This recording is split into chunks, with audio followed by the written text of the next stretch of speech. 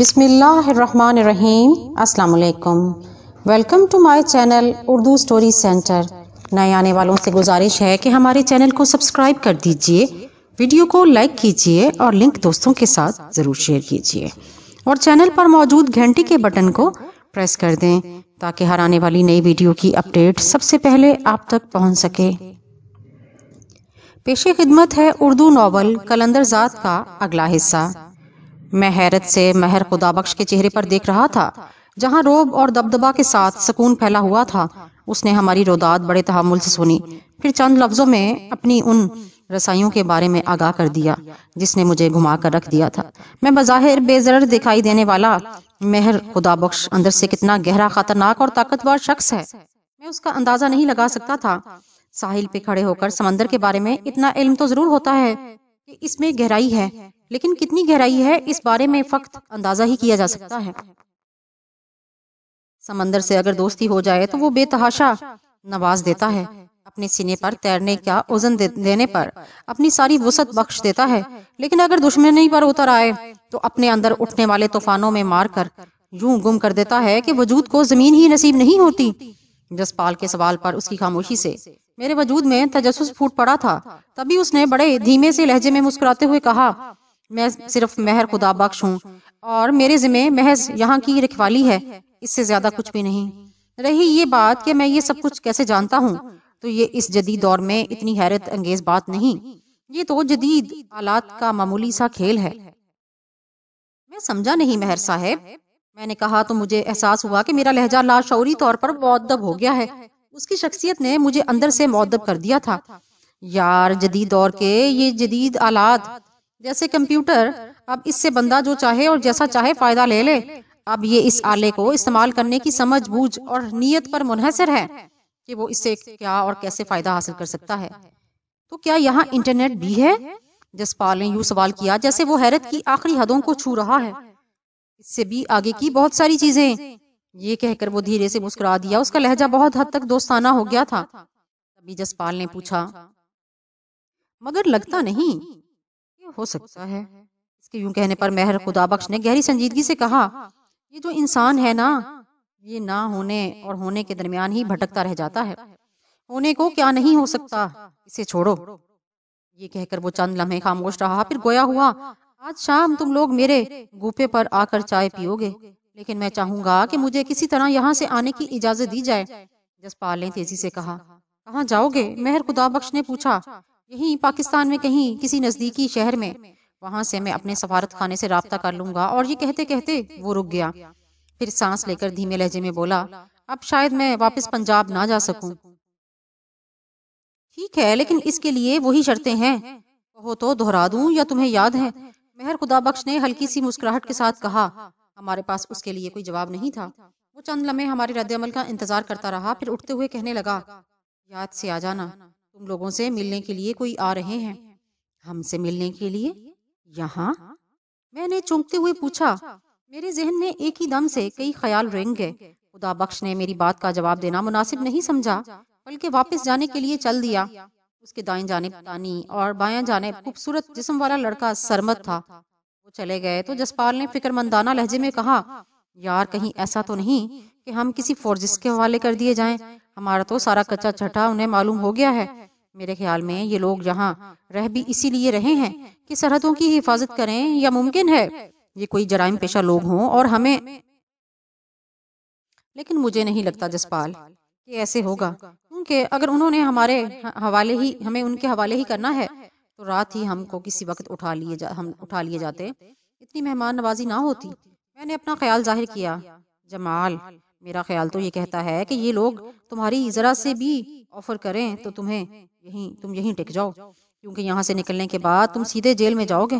اس نے طنزیہ انداز میں کہا، تو تم نے کون سا خالہ کے گھر جانا ہے؟ میں نے کہا تو وہ ہنس دیا۔ مجھے اس کا یہ انداز اچھا لگا، اس قدر نازک حالات میں بھی وہ ہنس رہا تھا۔ یہ تو ہے، اس نے سارے ہلاتے ہوئے کہا۔ دیکھو، کل جو شرطیں مہر خدا بخش نے ہمارے سامنے رکھی تھیں وہ دعویٰ یوں ہی نہیں تھا، اور تم نے بھی جو جواب دیا تھا وہ میری مصلحت تھی، دل سے نہیں کہا تھا۔ ہم اپنی شکست کی ذلت سے بچنا چاہ رہے تھے۔ بہرحال اپنی بیوقوفی سے پائی میں ذلیل ہوا۔ یہ بات تو سچ ہے نا؟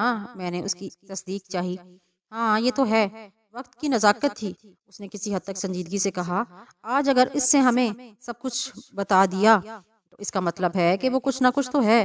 یوں ویرانے میں بیٹھ کر دنیا کے بارے میں خبر دینے والا عام سا بندہ نہیں ہو سکتا۔ کل میں نے بھی اس کے دعوے کو یوں ہی خیال کیا تھا، لیکن آج مجھے یقین ہے کہ ہم مہر خدا بخش کی مرضی کے بغیر کچھ نہیں کر سکتے۔ میری بات اس نے بڑے غور سے سنی، پھر سنجیدہ لہجے میں بولا، دیکھ، صرف معلومات کا حصول ایک الگ بات ہے۔ جدید دنیا میں بستی ہو یا ویرانہ اب کوئی اہمیت نہیں رکھتا۔ یہ سیٹلائٹ فون انہی ویرانوں میں کام آتے ہیں۔ اب انسانوں کے ایک دوسرے کے ساتھ تعلقات بہت وسعت رکھتے ہیں۔ صرف معلومات سے مرعوب ہو جانا میرے خیال میں ٹھیک نہیں۔ یار انہیں معلوم ہو گیا نا کہ ہم کون ہیں، میں نے کہا۔ یہ تو ہے، اس نے سر ہلاتے ہوئے کہا، وہ ہمارے ساتھ کچھ بھی کر سکتے ہیں جبکہ ہمیں ان کے بارے میں کچھ نہیں معلوم۔ مجھے یقین ہے ہم ان کی شرطیں پوری نہیں کر پائیں گے کیونکہ ان شرطوں سے ہم خود انکار کر چکے ہیں۔ میں نے اسے یاد دلایا، یار ہم خواہ بحث کر رہے ہیں، اصل بات تو یہ ہے کہ ابھی کچھ دیر بعد مہر صاحب کے گوپے میں ہم سے کون ملنے آ رہا ہے، کوئی تیرے ہیں یا میرے ہیں؟ یہ کہہ کر وہ ہنس دیا۔ چلو دیکھتے ہیں کون ہے، پھر اس کے بعد ہی یہاں سے نکلنے کا سوچیں گے، میں نے خود کلامی کے انداز میں کہا، گویا ہماری بات اس موضوع پر ختم ہو گئی۔ سپہر ہوتے ہی ہم مہر خدا بخش کے گوپے کے سامنے تھے۔ ہمارے پہنچتے ہی سرمد باہر آیا اور ہمیں اندر آنے کا اشارہ کیا۔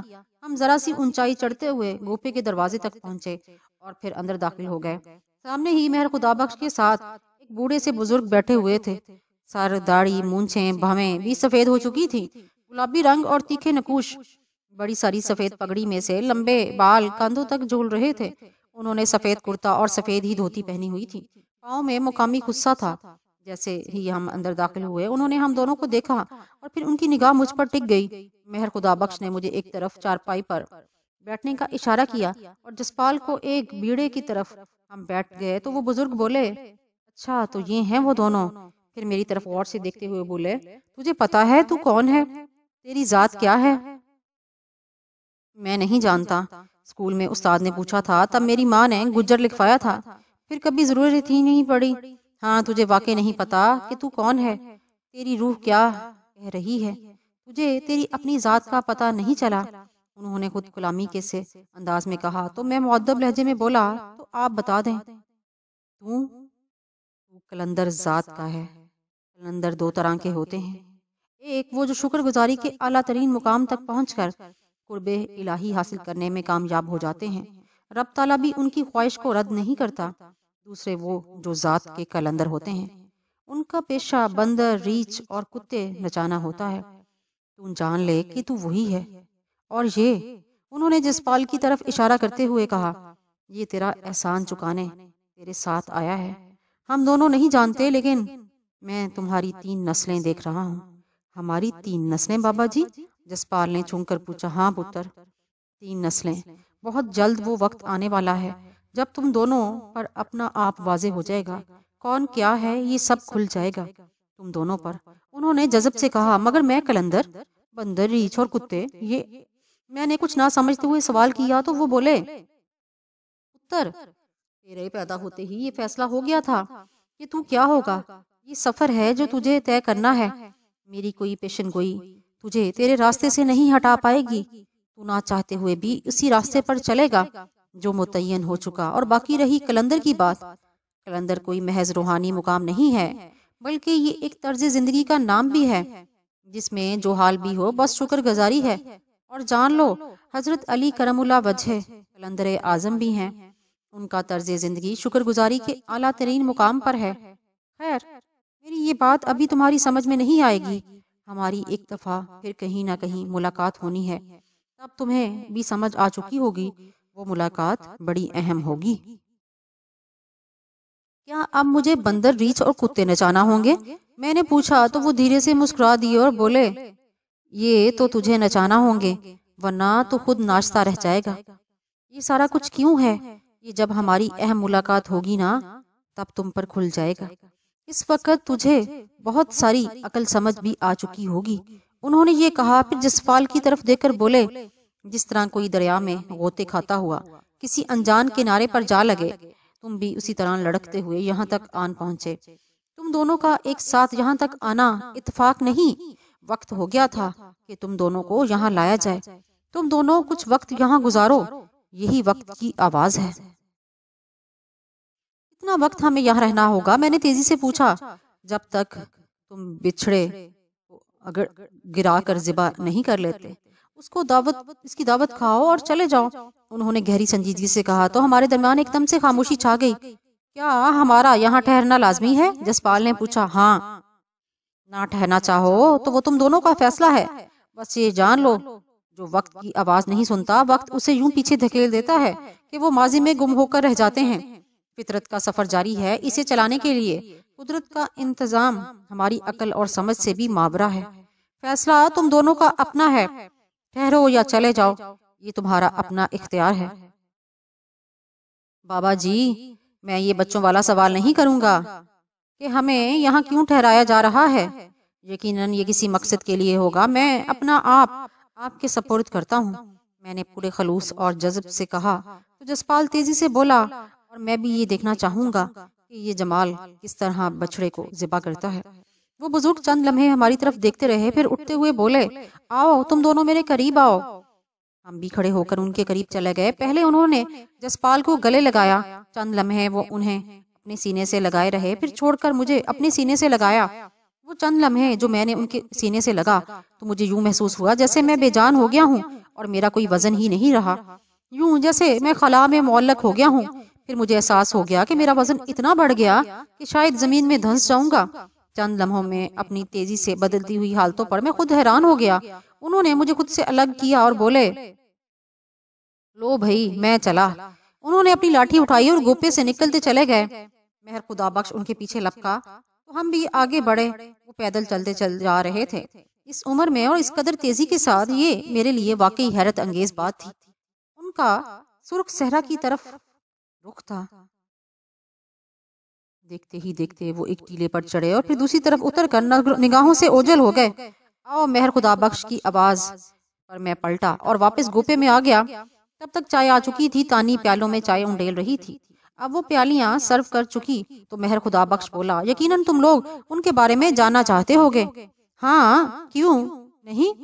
میں نے چونکتے ہوئے کہا، میں بھی ان کے بارے میں جاننا چاہتا ہوں۔ چند برس قبل انہی ویرانوں میں میری ان سے ملاقات ہوئی تھی اور تب سے میں یہیں پر ہوں۔ جب بھی انہیں مجھے کوئی حکم دینے کی ضرورت ہوتی ہے یہ خود مجھے مل لیتے ہیں۔ میں نہ ان کا نام جانتا ہوں نہ ان کا ٹھکانہ، میں انہیں بابا جی ہی کہتا ہوں۔ ہمیں یہاں کرنا کیا ہوگا؟ میں نے اس کی طرف دیکھتے ہوئے کہا تو چند لمحے سوچنے رہنے کے بعد بولا، انسان روح اور جسم کا عظیم شہکار ہے۔ جسم جس قدر کثیف ہوگا نفس بھی اسی قدر مضبوط ہوگا، اور روح جس قدر لطیف ہوگی وہ طاقتور ہوگی۔ مضبوط جسم ہی میں روح طاقتور ہوتی ہے۔ یہاں جسم ہی کی نہیں نفس کی بھی تربیت ہوگی۔ اس پر میں نے کوئی سوال نہیں کیا اور نہ ہی جسپال نے۔ ہم خاموشی سے چائے پیتے رہے۔ جب پی چکے تو اس نے ہمیں اٹھنے کا اشارہ کیا اور ہم اٹھ گئے۔ تب وہ بولا، ہم تم لوگوں کو کچھ دکھانا چاہتے ہیں۔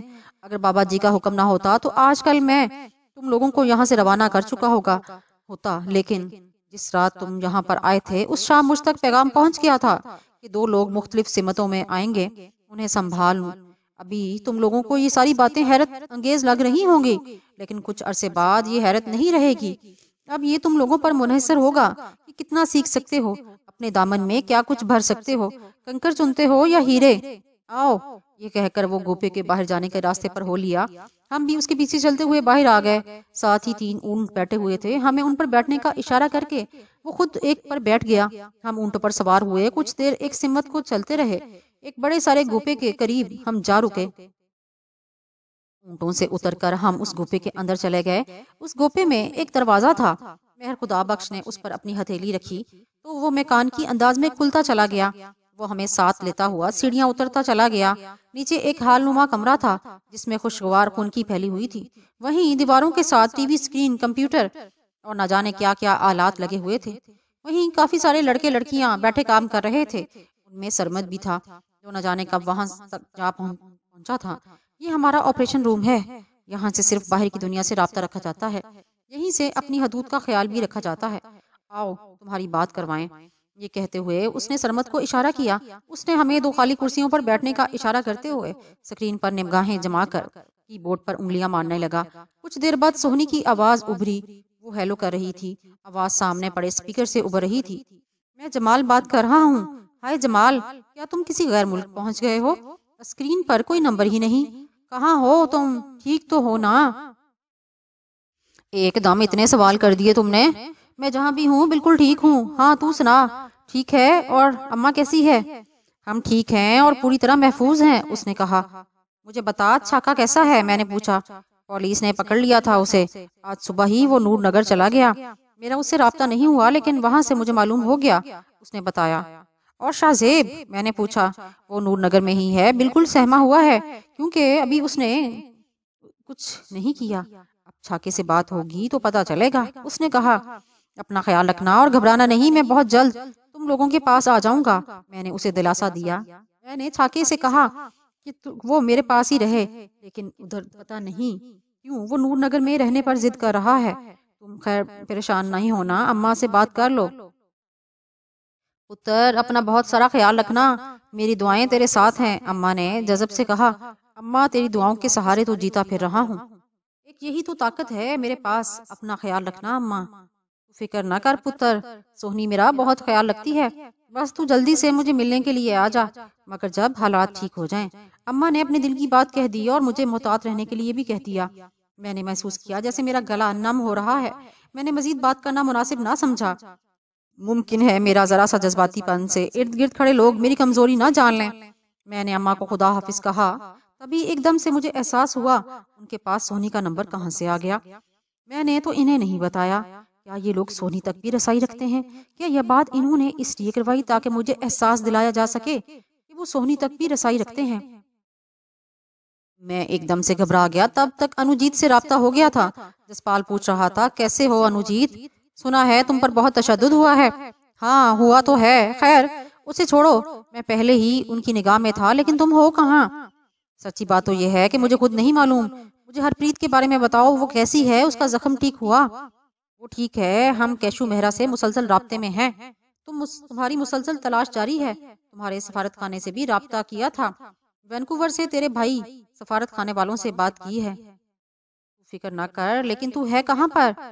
تو گھر پر ہو تو ہرپریت اور پھپھو سے بات کرا دو۔ میری فکر چھوڑو، میں کہاں پر ہوں؟ میں کرواتا ہوں، وہ ڈرائنگ روم میں ہے۔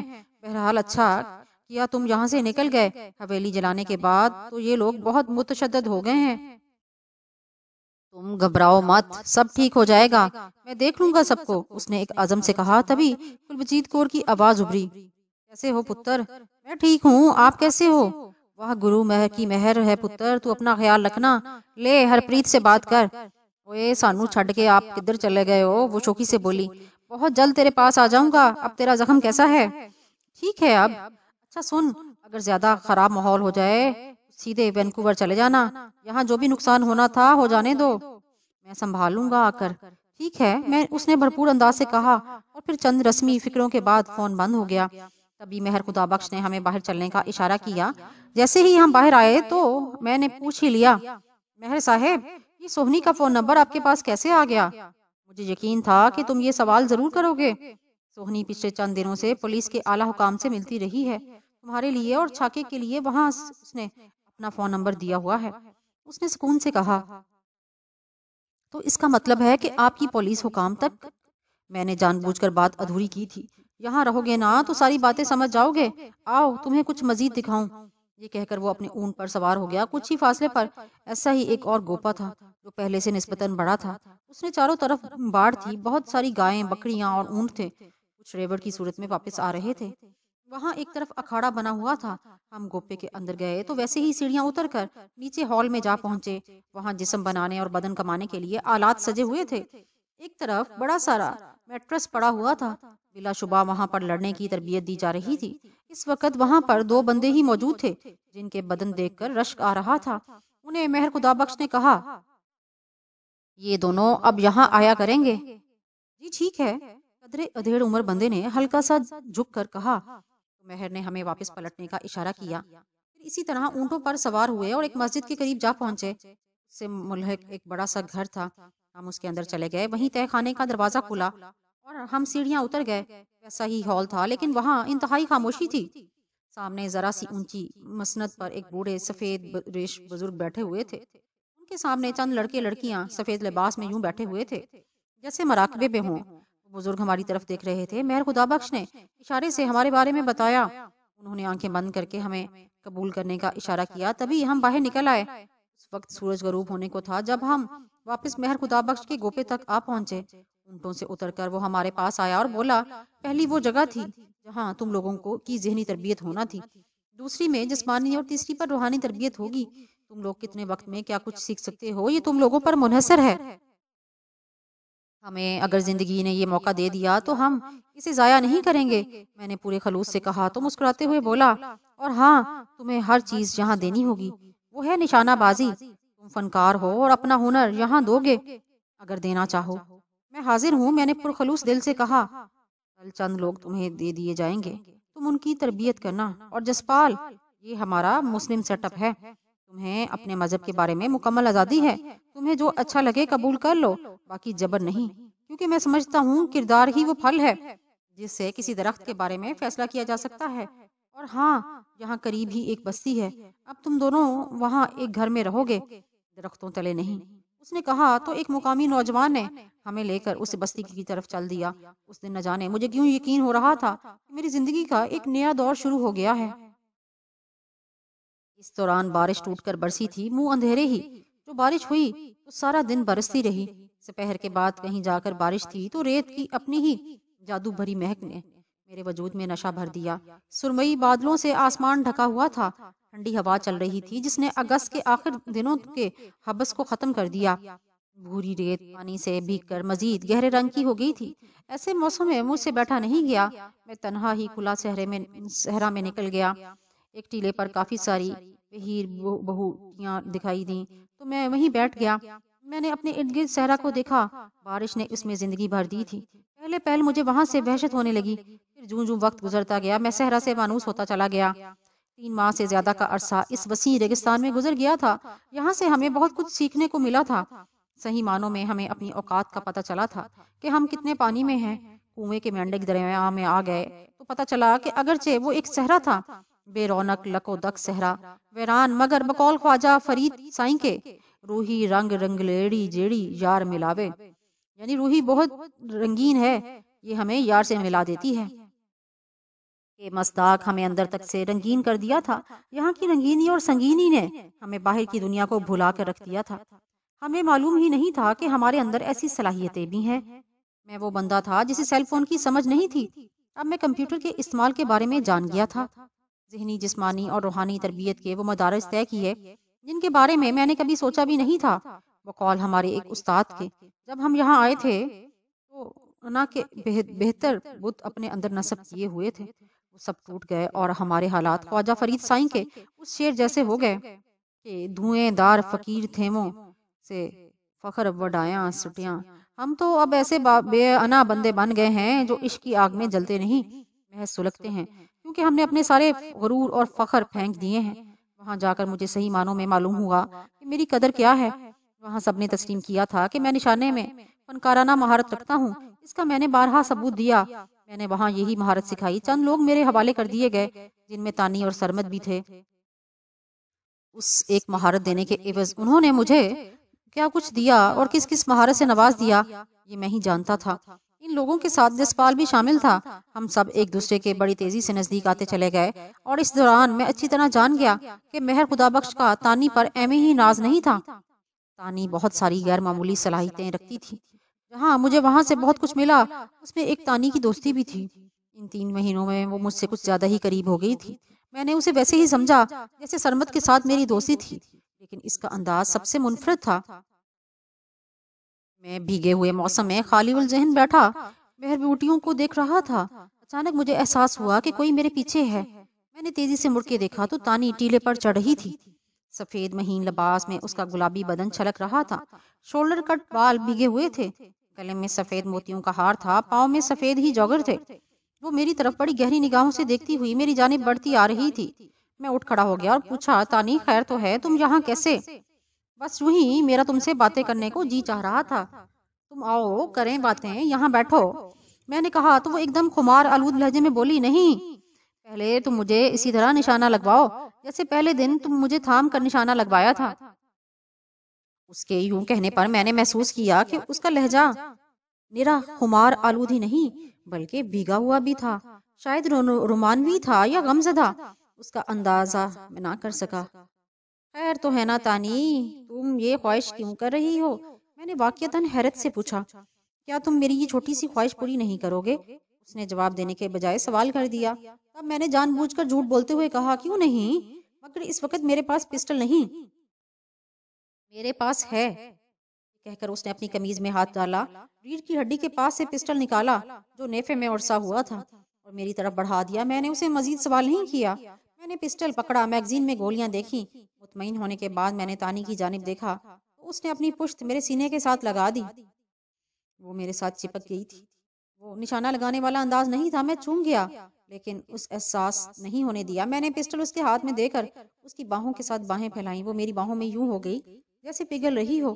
میں سامنے نشانہ دیکھنے لگا مگر ایسا کوئی بھی نشانہ نہیں تھا۔ میں ہوائی فائرنگ کرنا ہی چاہتا تھا کہ وہ گھومی، اپنا چہرہ میری جانب کیا اور میرے سینے سے لگ گئی۔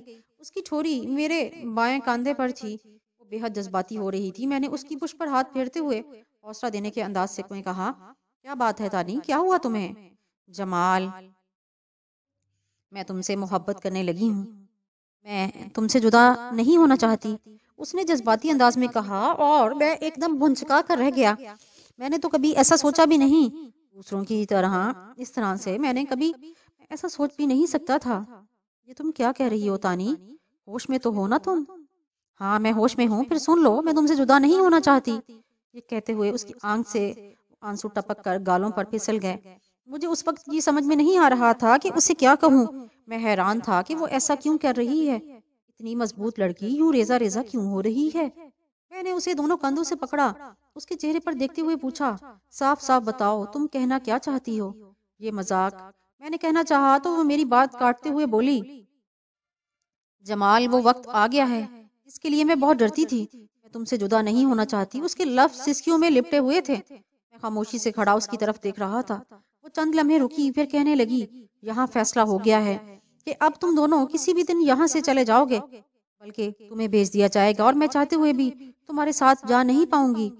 دیکھو میں نہیں جانتا کہ تم ایسا کیوں کہہ رہی ہو، تمہیں مجھ سے محبت ہے کہ نہیں میں یہ بھی نہیں جانتا، لیکن ایک دن تو ہمیں یہاں سے جانا ہے اور میرے ذہن کے کسی گوشے میں بھی نہیں کہ تم میرے ساتھ جاؤ گی۔ میں نے صاف انداز میں کہہ دیا، ہمارے حالات ایسے ہیں کہ تم مجھ پر چاہو بھی تو یقین نہیں کر پاؤ گے۔ میرے پاس کوئی ایسا آلہ نہیں جس سے ثابت کر سکوں کہ مجھے تم سے محبت ہے۔ میں کون ہوں، یہاں کیسے ہوں، یہ تم ہی نہیں سوائے مہر صاحب کے دوسرا اور کوئی نہیں جانتا۔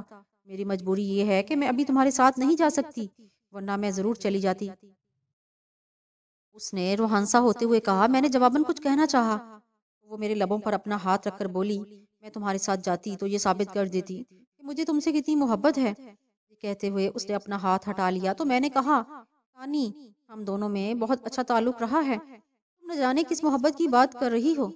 میں تم سے اپنی محبت کا جواب نہیں مانگ رہی، میں تو محض تمہیں بتا رہی ہوں کہ شاید میری پہلی اور شاید آخری محبت ہو تم۔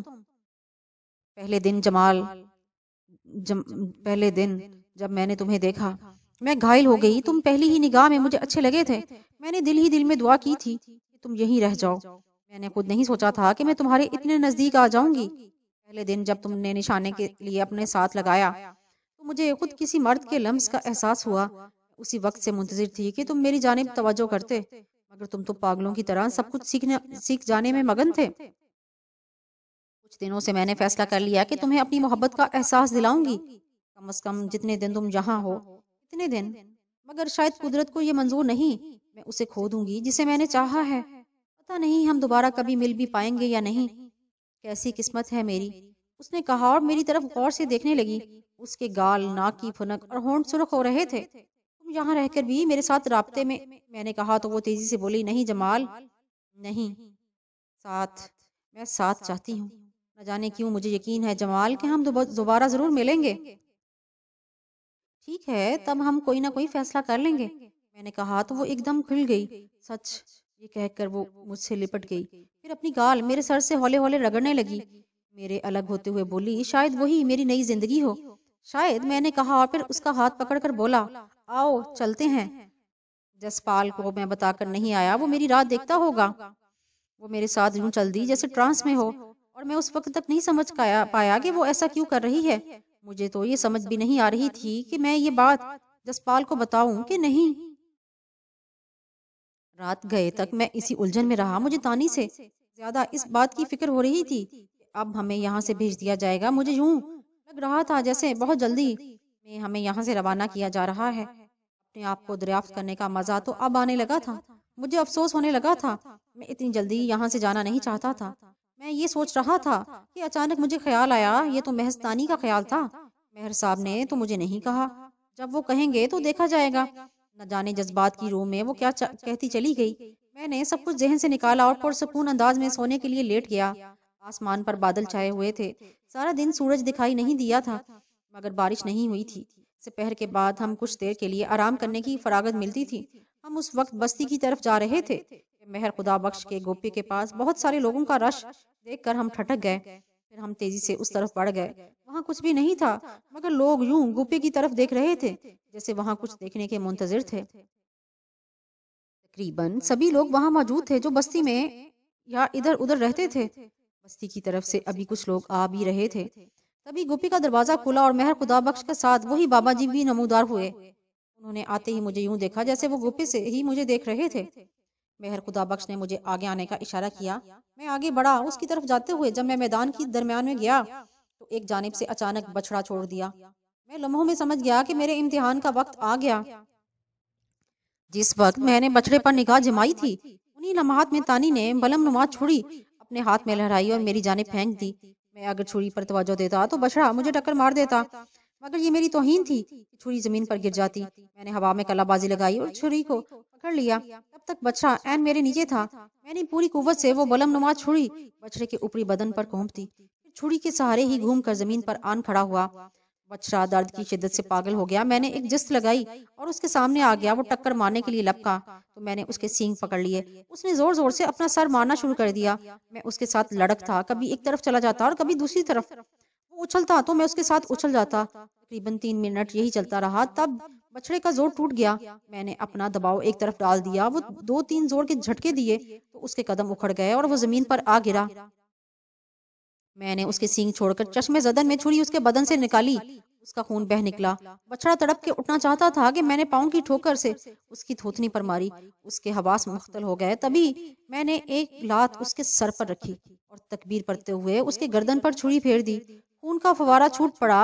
بچڑا تڑپ رہا تھا، وہ اٹھنا چاہتا تھا تو میں اس کو ٹھوکر مار دیتا۔ یہ تیز چھری کا کمال تھا، ورنہ شاید مجھے اسے ذبح کرنے میں کچھ مزید دشواری ہوتی۔ کچھ دیر بعد وہ ساکت ہو گیا جبکہ میں خون سے لت پت ہو گیا۔ تبھی چند لوگ وہاں آ گئے۔ انہوں نے میرے ہاتھ سے چھری لیتے ہوئے کہا جاؤ نہا کر بابا جی کے پاس جاؤ۔ میں نے سامنے کھڑے بابا جی کو دیکھا۔ انہوں نے ہاتھ کا اشارہ کیا جس کا مطلب تھا کہ وہ خوش ہو گئے۔ میں تیزی سے پلٹا اور بستی کی جانب چل دیا۔ کچھ دیر پہلے جو کچھ میں نے کیا تھا مجھے خود اس کی سمجھ نہیں آ رہی تھی۔ ایسا سب کچھ کیسے ہو گیا؟ شاید میرے اندر بچڑے کو ذبح کرنے کی خواہش شدت پکڑ گئی تھی، لیکن میری خواہش سے کیا ہوتا ہے؟ بچڑے اور میری قوت میں بہت فرق تھا۔ شاید میں نے لاشعوری طور پر اسی تکنیک پر سوچا ہوگا، مگر نہیں، لمحوں میں فیصلے اور ان پر عمل کرنا یوں ہی نہیں تھا۔ میرے اندر کچھ ایسا بھر گیا تھا جس کی مجھے سمجھ نہیں آ رہی تھی۔ بلا شبہ میں اسی وجہ سے حیران تھا۔ مجھے احساس ہو گیا تھا کہ جب میں یہاں آیا تو اندر سے خالی تھا۔ میں واپس گوپی کے پاس پہنچا تو وہاں سامنے میدان میں کوئی بھی نہیں تھا۔ میں گوپی کے اندر چلا گیا۔ جسپال پہلے ہی سے وہاں موجود تھا۔ میں نہیں جانتا تھا کہ ان کے درمیان کیا باتیں ہوئی ہوں گی۔ میرے جاتے ہی ایک لمحے کی خاموشی چھا گئی۔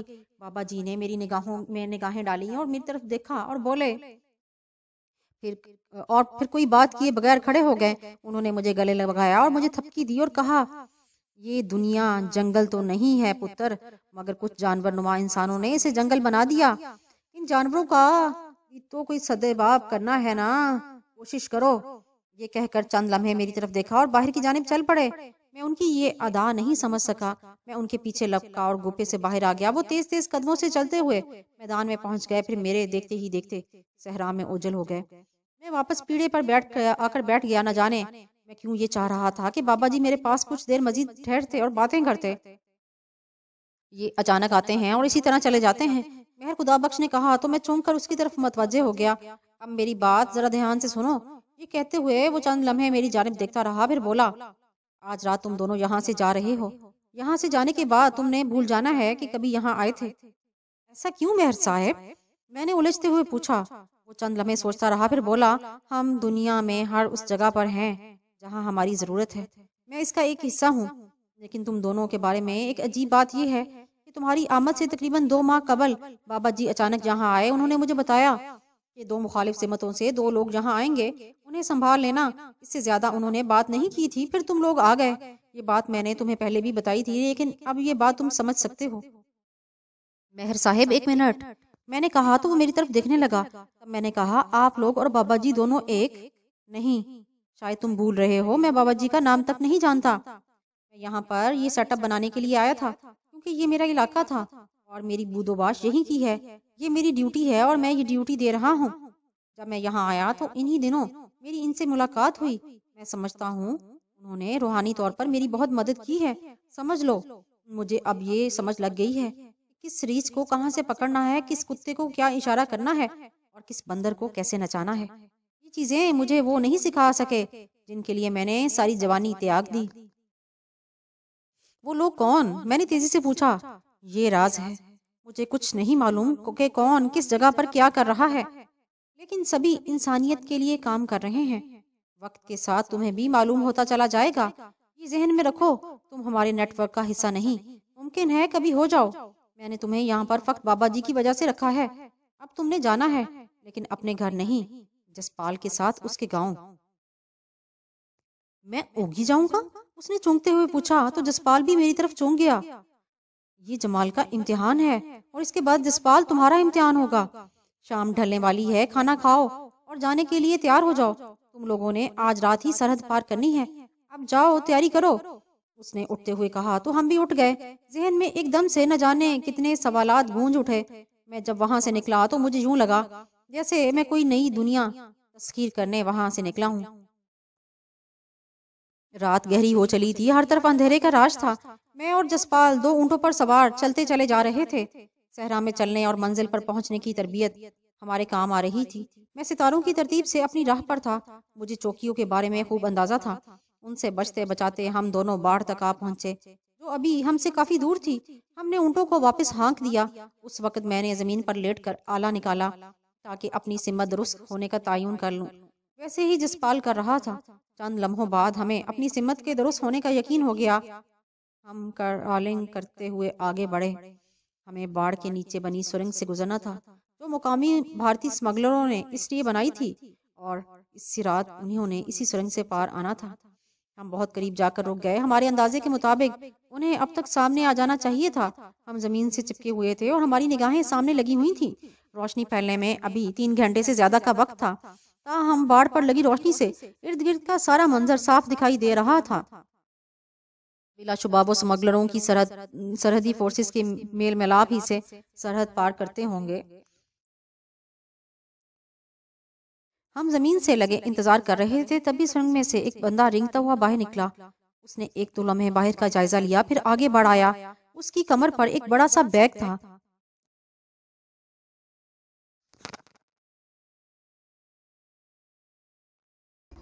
اس طرح یکے بعد دیگرے 6 بندے اس سرنگ سے باہر نکلے اور نہ جانے ان کے پاس بیگ تھے، نہ جانے ان میں کیا تھا۔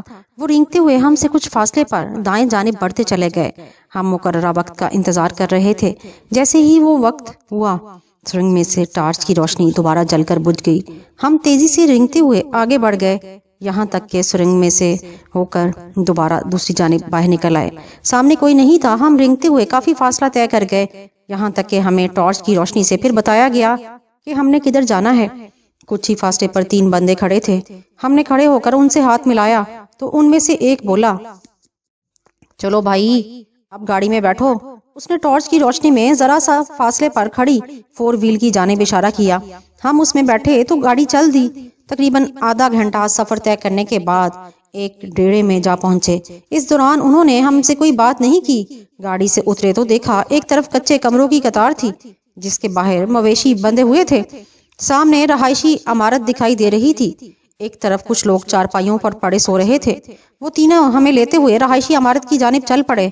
सामने ही बड़े सारे कमरे में एक उधेड़ उम्र मोटा सा शख्स बैठा हुआ था। सफेद मलमल का कुर्ता और धोती पहने हुए था। सर पर खुशखुशी, छोटे छोटे बाल, मोटे चेहरे पर छोटी मूंछें। बाकी नकुश के मुकाबले में उसकी आंखें छोटी थीं। आओ भैया आओ, वक्त पर पहुंच गए, आओ बैठो, उसने अपने दाएं जानिब धरी कुर्सियों पर बैठने का इशारा करते हुए कहा। वो तीनों अंदर आ गए तो बोला, जसपाल का तो इधर कोई मसला नहीं, मसला जमाल का होगा। कैसा मसला? मैंने पूछा। कागजात तो तेरे बन गए हैं, तू अमृतसर का रहायशी है। जिस खानदान से तू ताल्लुक रखता है उस बारे में सब कुछ तेरे ईमेल में है, देख लिए ना। बस जरा ध्यान से, जुबान ना पकड़े जाना, बाकी सब ठीक है। तेरा खानदान मुसलमान ही है और तकसीम से पहले अमृतसर में रह रहा है। चलो ये तो मैं देख लूंगा, कोई और बात? मैंने पूछा तो वो बोला, अब कहानी सुन लो। उसने चंद लम्हे जसपाल की तरफ देखकर कहा, तुझे चंद गुंडे उठाकर ले गए थे चंडीगढ़ से। उन्होंने तुम पर शॉपिंग मॉल में फायरिंग की थी। फिर उन्होंने तुझे कहाँ रखा ये नहीं मालूम। बस यही बात मनवाते रहे कि तूने रणवीर इंस्पेक्टर को कत्ल किया है। वैसे भी तुम्हारी हालत पहले वाली नहीं रही। वहां से तुम्हें निकाल कर न जाने किस जगह ले जा रहे थे कि रास्ते में जमाल की मदद से तुम फरार होने में कामयाब हो गए।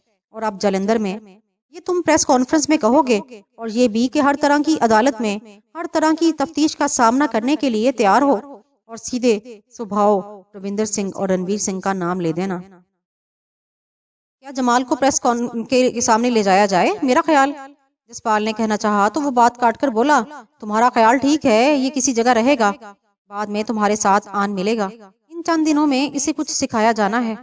ठीक है, जसपाल मुतमईन हो गया। अब तुम लोग रहना चाहो तो रहो, अपनी हालत दुरुस्त करो, खाना वगैरह खाओ और यहाँ से निकल जाओ। तुम लोगों ने तकरीबन 10-12 घंटे का सफर करना है, उसने कहा और वो उठ गया। तभी दो नौजवान आए और हमें एक कमरे तक रहनुमाई की। हम वहाँ कुछ देर रहे, फिर अगली दोपहर हम जालंधर पहुँच गए। वो जालंधर शहर का बाहर कोई पोश इलाका था, जिसके एक बड़े सारे बंगले में मुझे ड्रॉप करके वो जसपाल को लेकर चले गए। मैं बहुत थक गया था, मगर सामने अपनी मेजबान को देखकर जी खुश हो गया। लंबे कद की सरुकद हसीना थी, सांवले रंग की, जिसके नकूश दिखे थे। वो अपनी बड़ी बड़ी आंखों से मेरी जानिब देख रही थी। उसके गेसू महज बॉय कट थे, स्लीवलेस शर्ट और शॉर्ट्स पहने हुए थी। उसके दाएं हाथ में लोहे का कड़ा था। अगरचे वो पतली सी थी, लेकिन नस्वानी हुस्न में खासी भरी और पुरकशिश थी। उसने मेरी जानिब हाथ बढ़ाते हुए कहा, मैं दिलजीत कौर, आपकी मेजबान। आप मुझे सिर्फ दिल भी कह सकते हैं।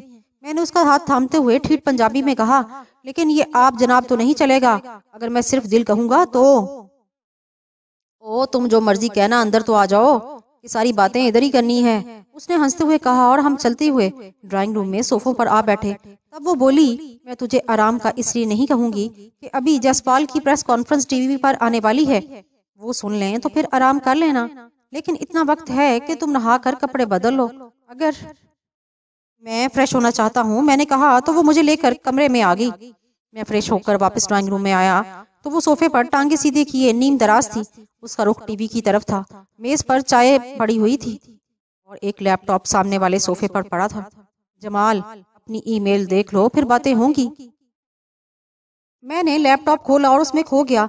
अमृतसर वाले जमाल के बारे में काफी मालूमात थी, तस्वीरें और वीडियोस थे। मैंने देख रहा था कि दिलजीत बोली, अरे इधर देखो जमाल, वो दाएं तरफ सुनहरी ऐनक वाला कैशू मेहरा है। टीवी पर जसपाल काफी सारी सहाफियों में घिरा हुआ था। वो बड़े एतमाद से वही कहानी दोहरा रहा था। वो जब कह चुका तो एक खातून सहाफी ने सवाल किया, वो शख्स जिसने आपको फरार होने में मदद दी, अब वो कहाँ है? मैं नहीं जानता, मैं चाहूंगा कि वो मुझे मिले। मैं उसका एहसानमंद हूँ। मैंने उसे अपने गांव के बारे में बता दिया था। उन्होंने आप पर तशद्दुद भी किया, पहले पहल किया, फिर ज़हनी अजियत देते रहे। मैं अपने सफारत खाने के जरिए ही कानूनी चाराजोई करूंगा। इस तरह कुछ बातों के बाद जसपाल की प्रेस कॉन्फ्रेंस खत्म हो गई। मैं चाय खत्म कर चुका था। तब दिलजीत बोली, अब जाओ और आराम करो, रात खाने पर मैं जगा दूंगी। वो तो ठीक है, लेकिन क्या यहाँ तेरे अलावा कोई और दूसरा नहीं रहता? मैंने तजस्सुस से पूछा तो वो दाईं आंख दबाकर बोली, कोई नीयत खराब हो रही है मुझ पर। तू अगर मुझे हाथ लगा ले तो मैं तेरी, फिर जो मर्जी कर लेना। उसने ये लफ्ज कहे तो न जाने मुझे तानी क्यों याद आ गई। ऐसा ही खुमार उसका था। مجھے ایک دم سے اس پر غصہ آ گیا، تاہم میں نے تحمل سے کہا میری تو نہیں، ممکن ہے تمہاری نیت خراب ہو اس لیے یہاں اکیلی ہو، باقی رہی ہاتھ لگانے والی بات تو میں عورتوں سے نہیں لڑتا، ورنہ ہاتھ تو کیا پوری کی پوری میرے ساتھ آ لگے تو نہ صحیح، میں تو مردوں سے لڑتی ہوں۔ یہ کہتے ہوئے وہ چشمے زدن میں اٹھی اور تن کر میرے سامنے کھڑی ہو گئی۔ میں نے اس کے تیور دیکھے اور لیپ ٹاپ ایک طرف رکھتے ہوئے اس کے چہرے پر دیکھا، تب وہ بولی یہیں لڑو گے یا؟ یہ کہتے ہوئے اس نے باہر کی طرف اشارہ کیا۔ میں نے اس کی بات کا جواب نہیں دیا، تبھی وہ ہوا میں اچھلی اور کک ماری۔ میں اگر محتاط نہ ہوتا تو وہ میری گردن پر پڑتی۔ میں وہاں سے ہٹ گیا اور اچھل کر کھڑا ہو گیا۔ کوئی عام فائٹر ہوتا تو خالی جانے والی کک سے تھوڑا بہت لڑکھڑاتا، مگر وہ اپنے ہی پاؤں پر گھومی اور مجھ پر جست لگا دی۔ وہ میرے سر کے برابر تک آ گئی۔ میں ذرا سا جھکا، وہ جیسے ہی میرے سر کے اوپر آئی میں نے دونوں ہاتھوں سے اسے قابو کر لیا۔ وہ کمر کے پاس سے میرے قابو آئی تھی۔ میں نے اپنے جسم کو لچک دی، دونوں ہاتھوں پر اسے گھمایا اور پوری قوت سے اسے صوفے پر دے مارا۔ ایک لمحے تک وہ اٹھ ہی نہ سکی۔ میں چاہتا تو وہیں پر اسے ڈھیر کر دیتا، مگر میں نے اس کے اٹھنے کا انتظار کیا، تبھی وہ اچھل کر یوں کھڑی ہو گئی جیسے اس میں سپرنگ لگے ہوئے ہوں۔ وہ میرے مد مقابل تھی۔ وہ چند قدم لے کر مکہ میرے منہ پر مارنا چاہتی تھی، لیکن یہ اس کی چال تھی۔ وہ یک دم جھکی، ہتھیلی زمین پر ٹکائی اور اپنی ٹانگ میرے پیٹ پر مارنا چاہی۔ شاید اس کا نشانہ کچھ اور تھا۔ میں نے ذرا سا پیچھے ہٹ کر اس کی ٹانگ پکڑ لی۔ میں نے اسے دوبارہ زمین پر نہیں ٹکنے دیا، بلکہ دائرے میں گھمانا چاہا۔ ابھی دائرہ مکمل نہیں ہوا تھا کہ اس نے جسم کی کمال لچک دکھائی۔ وہ خود کو لپیٹتی ہوئی میری جانب آئی اور میرے کاندھوں پر اپنے ہاتھ جما دیے۔ میں نے اس کی ٹانگ چھوڑی تو اس نے اپنا سارا وزن مجھ پر ڈال دیا۔ تبھی میں نے پھر اسے پیٹ ہی سے پکڑا، ایک جھٹکے سے اوپر اٹھایا، پھر گھما کر صوفے پر دے مارا۔ میں جان بوجھ کر اسے فرش پر نہیں مارنا چاہتا تھا۔ اگلے ہی لمحے وہ پھر اچھل کر کھڑی ہو گئی اور اس کے ساتھ ہی وہ مجھ پر جھپٹی۔ میں جان بوجھ کر آگے بڑھ گیا اور اسے یوں لگا جیسے معانقہ کر رہا ہوں۔ وہ میرے سینے کے ساتھ لگی ہوئی اور اس کی کمر پر زور ڈال کر اسے دوہری کر رہا تھا۔ میں اس وقت حیران رہ گیا جب وہ دوہری ہوتی چلی گئی، یہاں تک کہ اس کا سر اس کی پشت سے لگ گیا۔ وہ اپنی جسم کی لچک کا بہت فائدہ لے رہی تھی۔ میں نے ایک دم سے اسے چھوڑ دیا۔ وہ مجھے پکڑنا چاہ رہی تھی، لیکن میں نے دونوں ہاتھوں سے اس کی گردن پکڑ لی۔ یہ بڑا خطرناک داؤ تھا، اس کی گردن کی ہڈی ٹوٹ بھی سکتی تھی۔ وہ بالکل بے بس ہو گئی، دونوں ٹانگوں کے درمیان سے پکڑی ہوئی گردن وہ دوہری تھی اور اس کا پیٹ اوپر تھا۔ وہ اپنی لچک ہی میں مار کھا گئی۔ میں نے چند لمحے اسے یوں ہی رکھا اور پھر چھوڑ دیا۔ وہ قالین پر گر گئی اور میں نے اپنا پاؤں اس کے پیٹ پر رکھ دیا۔ اس نے نیم وا آنکھوں سے میری جانب دیکھا، پھر ہنس دی، پھر اپنا ہاتھ اٹھا دیا۔ میں نے پاؤں ہٹایا تو اٹھتے ہوئے بولی گڈ، اب تم مجھے ہاتھ لگا سکتے ہو، مگر میں ضرورت محسوس نہیں کرتا، میں نے کہا اور لیپ ٹاپ کے پاس صوفے پر بیٹھ گیا۔ پھر اس کے بدن کو بھرپور نگاہوں سے دیکھتے ہوئے کہا تم میں بہت لچک ہے، لیکن اس کا بے جا استعمال تمہارے لیے خطرناک ہو سکتا ہے۔ میں نے آج محسوس کیا ہے، چلو اب دوستی۔ اس نے اپنا ہاتھ میری جانب بڑھایا۔ میں نے انتہائی احتیاط سے اس کا ہاتھ تھام لیا۔ اب وہ بولی تمہارے لڑنے کا انداز اب اچھا ہے، بھی اچھا ہے، خیر اب جاؤ اور جا کر آرام کر لو، رات کھانے پر ملاقات ہوگی۔ میں اٹھا اور اپنے مخصوص کمرے میں چلا گیا۔ آتے وقت میں لیپ ٹاپ لانا نہیں بھولا۔ میں کچھ دیر اس کے ساتھ کھیلتا رہا، پھر اسے بند کر کے ایک طرف رکھا۔ دلجیت کے ساتھ ذرا سی ہاتھا پائی میں سے میں سمجھ گیا کہ میرے یہاں کے میزبان صرف میرے بارے میں جاننا چاہ رہے تھے۔ ممکن ہے ابھی کچھ مرحلے مزید آئیں۔ میں نے سب کچھ ذہن سے نکالا اور سونے کی کوشش کرنے لگا۔ پرتکلف ڈنر کے بعد دلجیت کور نے میری طرف دیکھتے ہوئے پرسکون لہجے میں کہا کیا خیال ہے آئس کریم کہیں باہر سے چل کر کھائیں؟ اس کے ساتھ ہی قریب کھڑے ملازم کو برتن اٹھانے کا اشارہ کر دیا۔ کیا ایسے ہی چلو گی یا کوئی ڈھنگ کے کپڑے بھی پہنو گی؟ میں نے کہا تو ہنستے ہوئے بولی جیسا تم کہو۔ اس نے آنکھ دبا کر کہا، پھر اٹھتے ہوئے بولی تمہارے لیے کپڑے بیڈ پر پڑے ہیں، وہ پہن کر آؤ، پھر نکلتے ہیں۔ میں اٹھ کر کمرے میں گیا تو وہاں پر نیلی جین اور سیاہ رنگ کی ٹی شرٹ پڑی تھی، قریبی جوگر پڑے تھے۔ میں نے شلوار قمیض کی جگہ وہ پہن لی اور تقریباً 10 منٹ بعد جب میں ڈرائنگ روم میں آیا تو وہ ہلکے نیلے رنگ کے شلوار سوٹ میں تھی۔ اس کی شلوار خاصی گھیر والی اور قمیض سلیو لیس اور بہت تنگ تھی۔ یوں لگ رہا تھا جیسے اس کا اوپری جسم باہر نکلنے کے لیے احتجاج کر رہا ہے۔ اس وقت تک ملازمین نے ڈائننگ ٹیبل صاف کر دیا۔ وہ کھڑی انگلی میں چابی گھما رہی تھی۔ مجھے اپنا جائزہ لیتے ہوئے دیکھ کر بولی مجھے ہی نہ دیکھتے رہو، چلو باہر کی دنیا دکھاتی ہوں۔ اس پر میں کچھ نہ بولا بلکہ باہر کی جانب قدم بڑھا دیے۔ پورچ میں سیاہ رنگ کی کرولا ٹائپ کار کھڑی تھی۔ وہ ڈرائیونگ سیٹ پر بیٹھ چکی تو میں پیسنجر سیٹ پر آن بیٹھا۔ چوکیدار نے گیٹ کھولا۔ جیسے ہی ہم باہر نکلے تو میں سڑک کے جانب جاتے ہوئے وہ سنجیدگی سے بولی میں جلندر کی نہیں ہوں، مجھے یہاں آئے ہوئے 3 ماہ ہو گئے۔ میرے ذمہ ایک خاص مشن ہے، اس کے لیے کچھ لوگ مجھے دیے گئے ہیں، جن میں سے ایک تم بھی ہو۔ وہ سارے اسی بنگلے میں نہیں، اسی شہر کے مختلف علاقوں میں ہیں، اور تم مجھے ان سے ملوانے لے جا رہی ہو۔ میں نے طنزیہ انداز میں کہا نہیں ابھی تو صرف آئس کریم کھلانے لے جا رہی ہوں۔ اس نے ہلکا سا کہکا لگاتے ہوئے کہا اور کچھ بتانا چاہو گی؟ میں نے فطری تجسس کے تحت پوچھا۔ بہت کچھ، ابھی تو میں نے اپنے دل کا حال تم سے کہنا ہے، اس نے فریفتہ ہو جانے والے انداز میں کہا اور اصل بات گول کر گئی۔ میں نے بھی دوبارہ نہیں پوچھا تو کچھ دیر بعد بولی میں اس خاص مشن کی ساری تفصیلات واپس آ کر پوری تفصیل سے بتاؤں گی، اس دوران ہم تھوڑا بے تکلف تو ہو جائیں۔ اس نے بایاں ہاتھ کی پشت سے میرا گال سہلا دیا۔ میں سمجھ رہا تھا کہ جو کچھ وہ دکھائی دے رہی ہے وہ ویسی نہیں۔ میں نے کوئی رد عمل ظاہر نہیں کیا، یہاں تک کہ وہ ایک کمرشل ایریا میں جا پہنچی جہاں اچھی خاصی رونق تھی۔ وہ ایک جگہ جا کر رک گئی، ہم کار سے اترے، وہ ایک دکان کی جانب چل دیے۔ اس آئس کریم شاپ کے سامنے دور تک کرسیاں بچھی ہوئی تھیں اور لوگ اپنی بیوی بچوں اور دوستوں کے ساتھ انجوائے کر رہے تھے۔ آئس کریم کا آرڈر دے کر اس نے دھیرے سے مگر گہری سنجیدگی سے پوچھا یہ ارد گرد کی عمارتیں دیکھ رہے ہو جمال؟ ہاں دیکھ تو رہا ہوں، کوئی خاص بات؟ میں نے عام سے انداز میں جواب دیتے ہوئے پوچھا۔ اس نے ایک خاص عمارت کا نام بتاتے ہوئے کہا وہ عمارت ایک ڈانسنگ بار ہے، شہر کے مخصوص لوگ یہاں آتے ہیں کچھ دیر کے لیے ہلا گلا کرنے، جوا کھیلنے، عیاشی کرنے، اور اس سے کچھ دیر بعد یا کافی دیر بعد ایک بندے نے اپنے گارڈز کے گھیرے میں نکلنا ہے اور ہم نے اسے شوٹ کرنا ہے۔ اس کے یوں کہنے پر میں نے غیر محسوس انداز میں دوبارہ اس طرف دیکھا اور پھر ارد گرد کا جائزہ لیا۔ تم نے دیکھا ہوا ہے اسے؟ میں نے پوچھا۔ ہاں کئی بار، جب بار سے نکلے گا تو میں تمہیں بتا دوں گی، میری آنکھیں اسی عمارت کے اندر موجود ہیں، اس نے سنجیدگی سے کہا۔ تو میں نے پوچھا ٹھیک ہے لیکن نکلنے کا راستہ تم نے طے کیا ہوا ہے؟ ہاں اس کی تم فکر نہ کرو، تمہارے پاس زیادہ سے زیادہ 2 منٹ ہوں گے، پسٹل اور گن تم جو چاہو وہ کار میں پڑا ہے۔ اس نے ویٹر کو آتے ہوئے دیکھ کر کہا یہاں آئس کریم بہت اچھی ہے۔ ویٹر تیزی سے آئس کریم رکھ کر چلا گیا اور میں ذہنی طور پر پلان کرنے لگا کہ مجھے کیا کرنا ہوگا۔ کچھ دیر بعد ہم آئس کریم ختم کر چکے۔ میں نے کہا دلجیت اٹھو، لیکن ابھی اس نے کہنا چاہا تو میں نے کہا میں کہہ رہا ہوں نا اٹھو۔ میں نے اٹھتے ہوئے کہا تو وہ بھی اٹھ گئی۔ ویٹر تیزی سے آیا تو دلجیت نے اس کا بل دے دیا۔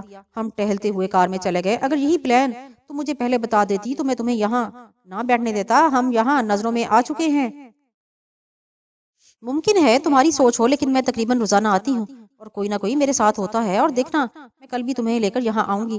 اچھا چلو کار نکالو، میں نے کہا اور پچھلی نشست پر بیٹھ گیا۔ پچھلی نشست کے نیچے گن اور پسٹل پڑا تھا۔ دلجیت نے کار آہستہ آہستہ نکال لی، اس کی نگاہیں سیل فون پر تھیں اور میں اس پورے علاقے کو دیکھ رہا تھا۔ میں نے گن اٹھا لی اور زیادہ رینج کی تھی، اس پر سائلنسر لگا ہوا تھا۔ میں نے اسے دیکھا، اسے اچھی طرح چیک کرنے کے بعد اپنے پاؤں پر رکھ لی۔ یہ اطمینان کرنے کے بعد میں نے کہا جیسے ہی تمہیں اس کے باہر نکلنے کی اطلاع ملے کار اس عمارت کے سامنے لے آنا۔ میں صرف اتنا بتا دینا کہ وہ کون ہے، کار روکنا نہیں، اسپیڈ سے چلتے جانا۔ اوکے اس نے کہا اور کار لے کر ایک سڑک پر چل دی۔ وہ بہت آہستہ رفتار سے جا رہی تھی۔ اچانک اس نے تیزی سے یو ٹرن لیا اور بولی وہ باہر نکل رہا ہے۔ اس نے کہا تو میں الرٹ ہو گیا، میرے بدن میں سنسنی دوڑنے لگی۔ بہت عرصے بعد میں نے یوں محسوس کیا تھا، تقریباً 2 منٹ کے بعد وہ عمارت دکھائی دینے لگی۔ ذرا اور قریب جا کر دلجیت بولی وہ دیکھو وہ 4 لوگوں کے درمیان لمبے بالوں والا لڑکا، ریڈ شرٹ، ابھی کار سامنے آئے گی اور وہ اس میں بیٹھ جائے گا۔ تیز چلو میں نے کہا اور گن کی نال ونڈو پر رکھ دی۔ بالکل سامنے جب وہ آیا تو میرے نشانے پر تھا، میں نے فائر کر دیا۔ ذرا سی آواز ابھری تھی، میں نے گھوم کر دیکھا وہ اپنا سینہ تھامے تڑپ رہا تھا۔ تیز نکلو دل، تیز نکلو۔ کیا بنا؟ فائر لگ گیا ہے، میں نے کہا تو دلجیت نے انتہائی تیز رفتاری سے کار بڑھاتی چلی گئی۔ ایک کراس پر اس نے رفتار دھیمی کی اور پھر نارمل انداز میں چلنے لگی۔ تب اس کا سیل فون بج اٹھا، اس نے کان سے لگایا، پھر جوش سے بولی یس جمال یس، پھاڑ دیا اس سینہ اس کا، چل اب گھر جا کے سیلیبریٹ کرتی ہوں۔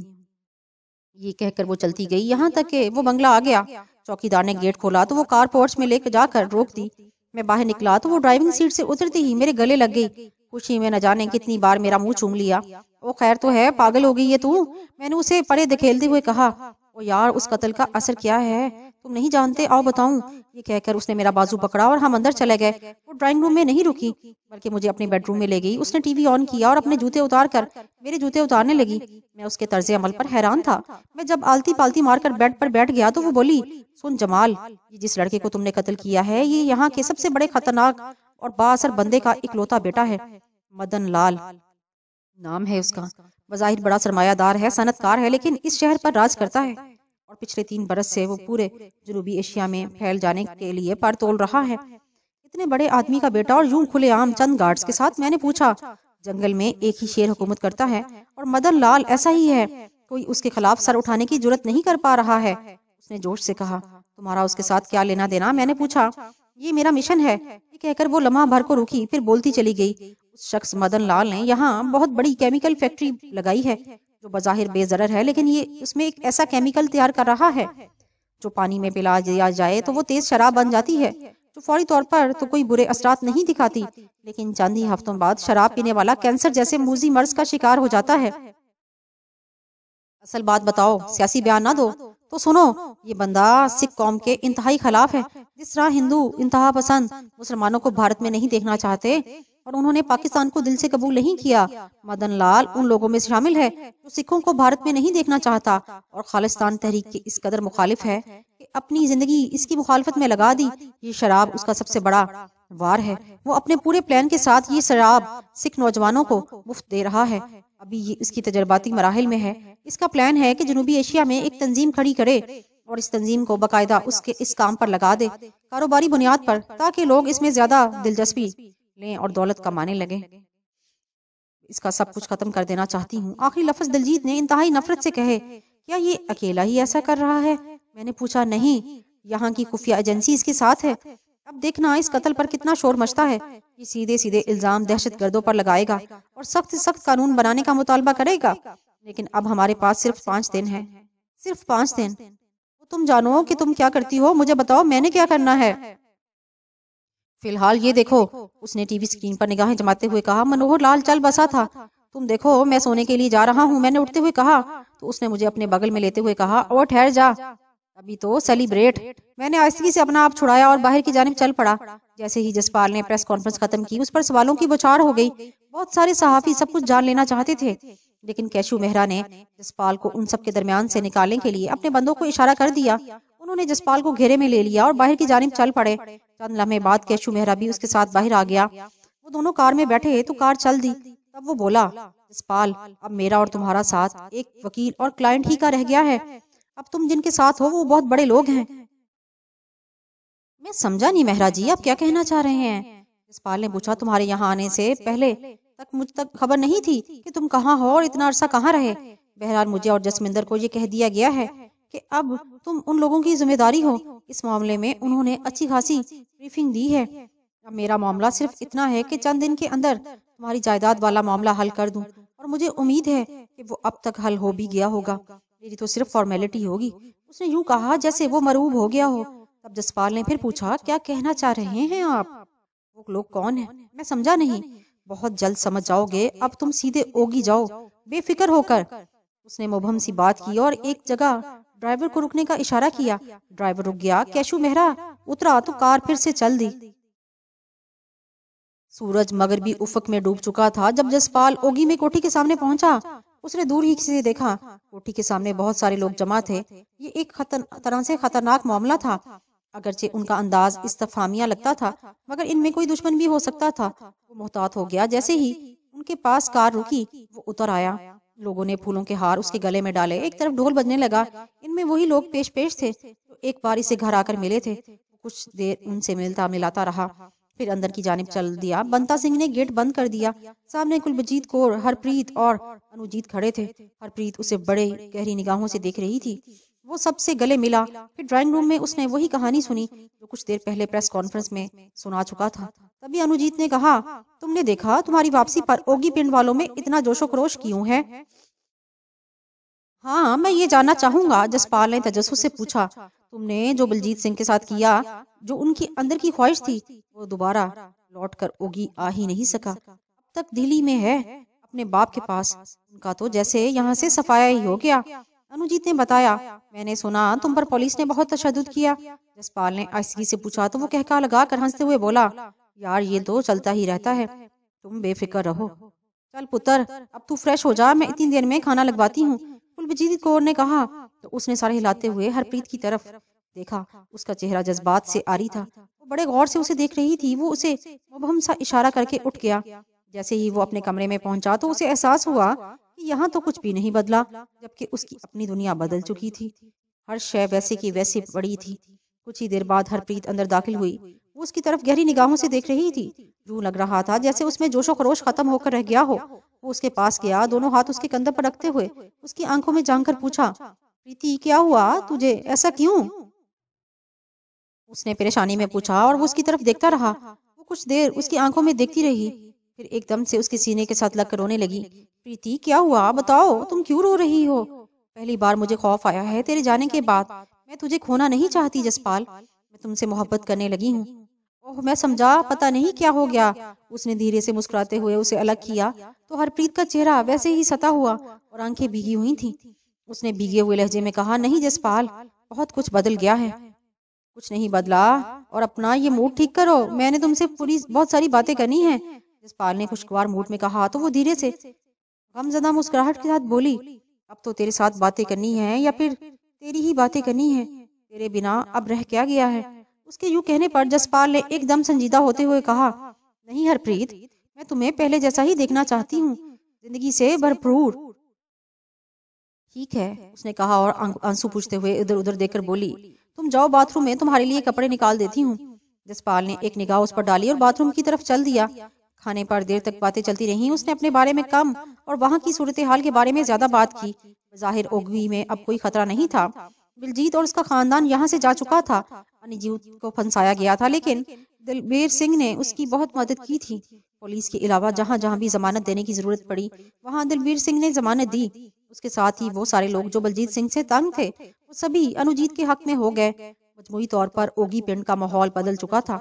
انوجیت جو بھی ہو جائے، میں نے روندر سنگھ کے خاندان کو ختم کرنا ہے۔ بلجیت کے بارے میں معلوم ہے کہ وہ اب کہاں ہے، دہلی کے کس ہسپتال میں ہے یا؟ میں نے ابھی بات ادھوری چھوڑ دی تو انوجیت بولا، وہ نہ زندوں میں ہے نہ مردوں میں، میرے خیال میں وہ زیادہ سزا بھگت رہا ہے، اپنے باپ کے پاس دہلی ہی میں ہے، مجھے تو یہی معلوم ہے، آگے رب جانے۔ چل ٹھیک ہے، میں پتہ کر لوں گا، میں نے سوچتے ہوئے لہجے میں کہا تو ہرپریت نے جسپال کی طرف بڑے غور سے دیکھا جس کی اسے سمجھ نہیں آ سکی۔ کھانے کے بعد جسپال اپنے کمرے میں چلا گیا۔ اس کے ذہن میں جمال تھا، نہ جانے اب وہ کہاں ہوگا۔ روہی میں جو ایک ساتھ وقت گزرا تھا اس باعث جمال کی سی عادت ہو گئی تھی۔ وہ اکیلا بڑا آئندہ آنے والے دنوں کے بارے میں سوچ رہا تھا کہ کیا کرنا ہوگا۔ بلجیت کی حالت کے بارے میں جان کر نہ تو اسے افسوس ہوا تھا اور نہ خوشی، شاید وہ اسے اپنے ہاتھوں سے مارنا چاہتا تھا۔ انہی خیالوں میں کھویا ہوا تھا کہ ہرپریت ایک چھوٹے سے ٹرے میں چائے کے مگ رکھے آ گئی۔ اس نے خاموشی سے بیڈ پر ٹرے رکھی اور اس کے پاس بیٹھ گئی۔ وہ چند لمحے اس کی طرف دیکھتا رہا، پھر بولا، ہرپریت تمہیں کیا ہو گیا ہے؟ کہاں گئے تمہارے وہ دعوے؟ ایک گولی کھا کر تم اتنا بدل گئی، کیا اب موت سے ڈر لگنے لگا ہے؟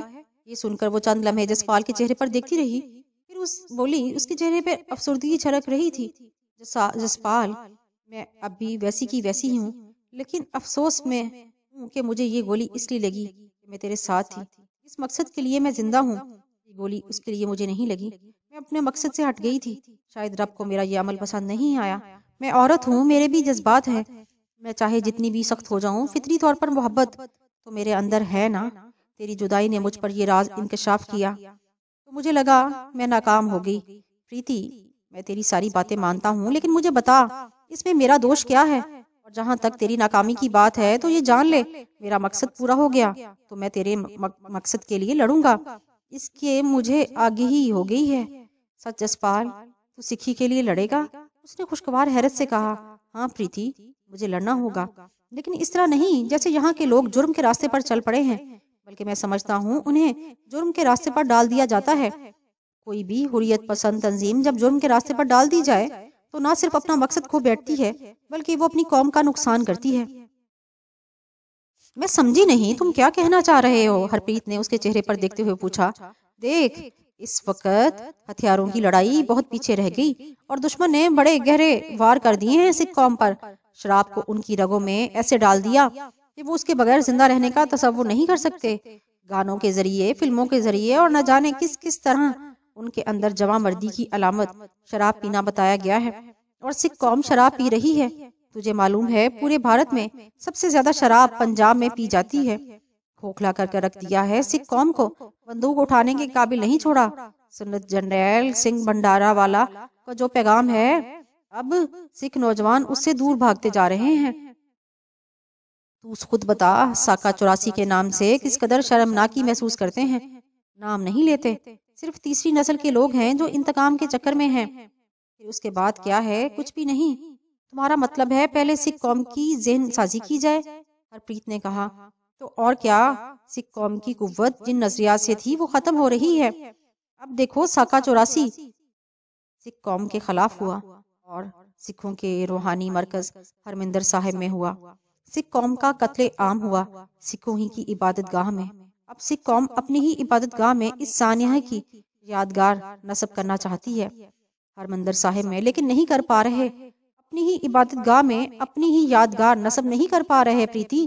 وہ کون سی قوت ہے جو ایسا نہیں کرنے دے رہی؟ وہ دشمن نہیں بلکہ اپنے ہی ہیں، ہم میں اتحاد نہیں۔ اس سے ہی اپنی قوت کا اندازہ لگا لو۔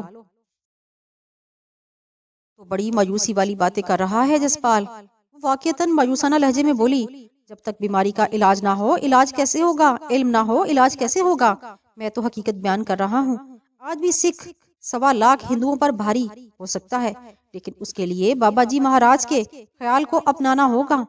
میں جو سوچ رہا ہوں میں تجھے بتاؤں گا، لیکن یہ زمینیں اور جائیداد میرے نام ہو جائے۔ مایوس نہیں ہونا، ہم فریڈم فائٹر ہیں اور رہیں گے، لیکن ہمارا اپنا انداز ہوگا۔ سکھ تنظیمیں جو کرتی ہیں وہ کرتی رہیں، وہ ان کا کام جو ہم اپنا کام کریں گے۔ جسی جی ایک بات کہوں؟ وہ بڑے پیار سے بولی۔ بولو، اس نے کہا۔ تیرے لہجے میں اور بات کرنے میں بڑا اعتماد آ گیا ہے۔ کہاں رہا ہے تو اتنے دن؟ اس نے پوچھا۔ میں نے بڑی اذیت میں وقت گزارا، کسی بھی لمحے زندگی ختم ہو سکتی تھی۔ یہ واہ گرو کی مہر ہے کہ اب تمہارے سامنے زندہ ہوں۔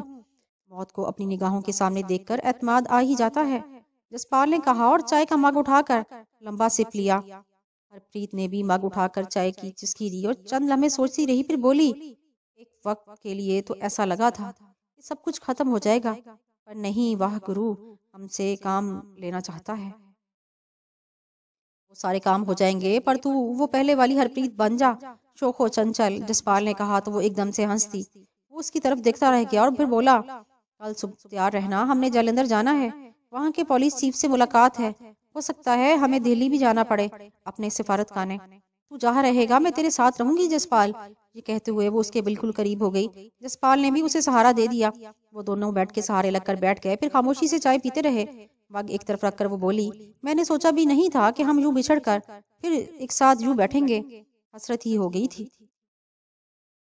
اب تو اپنے ذہن سے سب کچھ نکال دے، ساری مایوسی ایک طرف رکھ دے اور صرف یہ سوچ کہ آئندہ آنے والے دنوں میں کیا ہو سکتا ہے اور اس سے ہم نے نبرد آزما کیسے ہونا ہے۔ یہ کہہ کر جسپال نے اسے مزید قریب کر لیا۔ وہ اس کی باہوں میں یوں پھیل گئی جیسے برسوں سے ترسی ہوئی ہو۔ اس کا بدن ہولے ہولے کانپ رہا تھا، جبکہ جسپال اس کو حوصلہ دینے کے انداز میں تھپکی دینے لگا۔ صبح میری آنکھ کھلی تو ابھی اندھیرا تھا، میں کچھ دیر بیڈ پر کسمساتا رہا، پھر اٹھ کر باتھ روم میں گھس گیا۔ میں فریش ہو کر یہی سوچ رہا تھا کہ کچن تک جاؤں اور چائے بنا کر پیوں، اتنے میں دلجیت کور اندر آئی اور اس کے ہاتھ میں جوس کا گلاس تھا، جبکہ دوسرا وہ خود پی رہی تھی۔ اس نے وہ جوس کا گلاس میری جانب بڑھا دیا تو میں نے پوچھا، تجھے کیسے معلوم کہ اس وقت مجھے کچھ پینے کی طلب ہو رہی تھی؟ یہ کہہ کر اس نے گلاس تھام لیا۔ صبح اٹھنے کے بعد ہر بندے کو بھوک لگتی ہے، یہ فطری سی بات ہے، انار کا جوس ہے، پی لو، اس نے کہا اور صوفے پر بیٹھ گئی۔ اس وقت بھی وہ انتہائی مختصر لباس پہنے ہوئے تھی۔ میں نے اس کی طرف دیکھ کر کہا، اور تجھے معلوم ہو گیا کہ میں اٹھ گیا ہوں؟ یہ عمارت میرے کنٹرول میں ہے، یہاں جو ہوتا ہے مجھے معلوم ہوتا ہے۔ خیر تم یہ جوس انجوائے کرو، ڈرائنگ روم میں آؤ۔ یہ کہہ کر وہ اٹھ گئی۔ میں ہلکے ہلکے سپ لیتا ہوا کھڑکی میں آن کھڑا ہوا۔ باہر صبح کی سفیدی نمودار ہو رہی تھی۔ میں نے بڑے سکون سے جوس ختم کر کے گلاس سائڈ ٹیبل پر رکھا اور ڈرائنگ روم کی طرف چل دیا۔ دلجیت کور گہرو رنگوں کے شلوار قمیض میں تھی، سر پر دوپٹہ تھا اور مجھے اشارہ کر کے سیڑھیاں چڑھتی چلے گئی۔ میں اس کے پیچھے لپکا۔ وہ ایک ہال نما کمرہ میں داخل ہوئی۔ سامنے ہی ایک سکھ گیانی بیٹھا ہوا تھا، اس کے سامنے چند نوجوان لڑکے اور لڑکیاں بیٹھے ہوئے تھے، لڑکے ایک طرف جبکہ لڑکیاں دوسری جانب۔ میں بھی لڑکوں والی طرف بیٹھ گیا۔ وہ تقریر کر رہا تھا کہ ایک دم خاموش ہو گیا۔ میری جانب اس نے گہری نگاہوں سے دیکھا، پھر بولتا چلا گیا، برے صغیر کی تاریخ کیا ہے؟ لیکن ذرا ٹھہریے، کیا واقعی ہم اسے تاریخ کہہ سکتے ہیں، یا پھر برے صغیر کے حکمرانوں، سیاستدانوں اور سورماؤں کے منہ پر پوتی ہوئی کالک؟ کسی مذہب یا مت کی اس میں تخصیص نہیں، ہر ایک نے دوسرے کی عبادت گاہوں کو گرایا، مسمار کیا، ملیاں میٹ کر کے اپنی فتح کا اعلان کیا۔ کیا ثابت کرنے کے لیے؟ کیا برے صغیر کی مٹی ہی ایسی ہے دوسرے مذہب کی عبادت گاہوں کو مسمار کرنے کا موقع نہیں ملا تو اپنے مذہب کے ان لوگوں پر جو کسی نہ کسی حوالے سے ایک دوسرے کے نظریے سے اختلاف رکھتے ہیں محاذ رائی کا آغاز ہو جاتا ہے، گلے کاٹے، لہو بہایا اور زندہ آگ میں جلا دیا گیا۔ انسان جو اس دھرتی پر چلتا ہے اسی دھرتی پر پیدا ہوا، کیا اس دھرتی کی مٹی اس قدر ظالم اور لہو کی پیاسی ہے کہ اس کی پیاس بجھتی ہی نہیں؟ مہا بھارت سے لے کر عظیم ہجرت 1947 تک، پھر سانحہ 1984 تک، اور پھر آج تک اس دھرتی نے کتنا لہو پیا۔ سوال یہ ہے کہ دھرتی پیاسی ہے یا اس دھرتی پر پیدا ہونے والے انسان کی سوچ میں لہو بہانے کی پیاس ہے؟